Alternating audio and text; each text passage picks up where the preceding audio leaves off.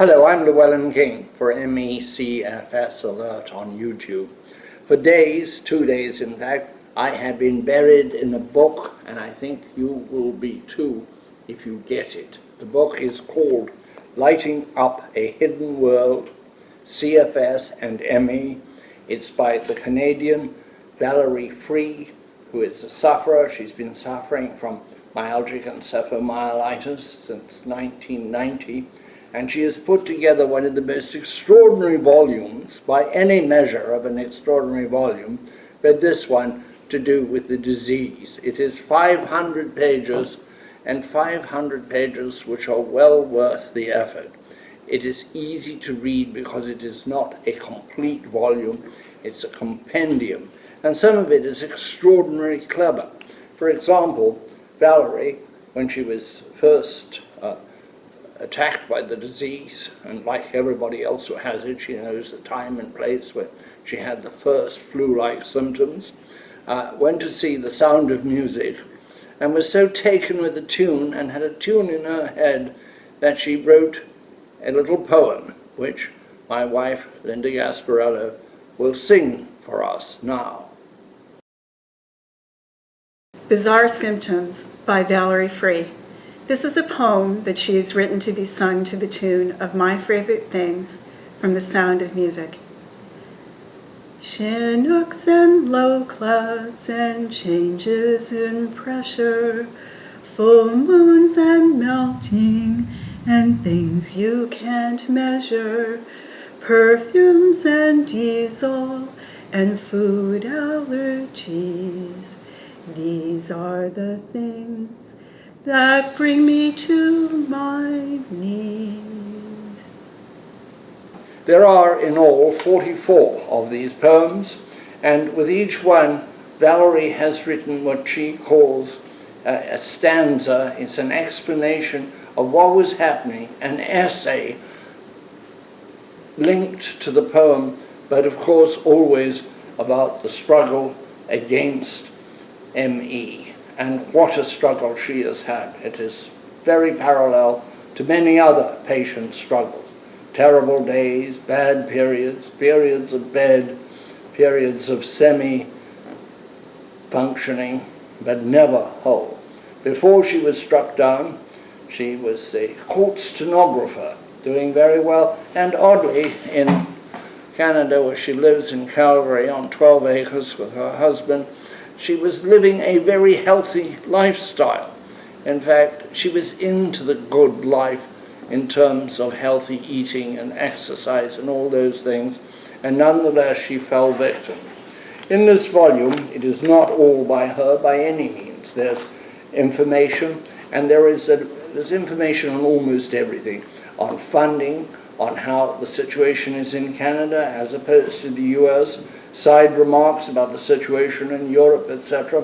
And there are differences. I'll give you one, and that was Valerie's own experience when she had great difficulty getting disability insurance in Canada, or collecting on it. In Canada, the medicine is not a problem. Doctors' fees, everything is paid by the government. She had no difficulty in terms of paying for her medical treatment. But when it came to disability insurance, the government basically put spooks on her. Because she lives on this piece of property, she could see the cars from the inspectors parked down the way, checking on her to see whether she was malingering or whether she was in fact very ill. Gradually, with a court case and with a lot of support from her trade union, something that does not apply in most instances, she was able to win. And I mention that because we forget the trade unions could play a role with this disease. If you are in a union shop, let the union know about it and let the union fight for you for everything you're entitled to, particularly disability.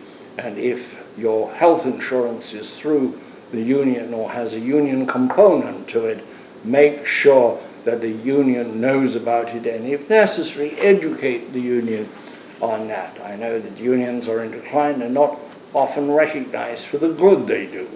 We often talk about those things which are not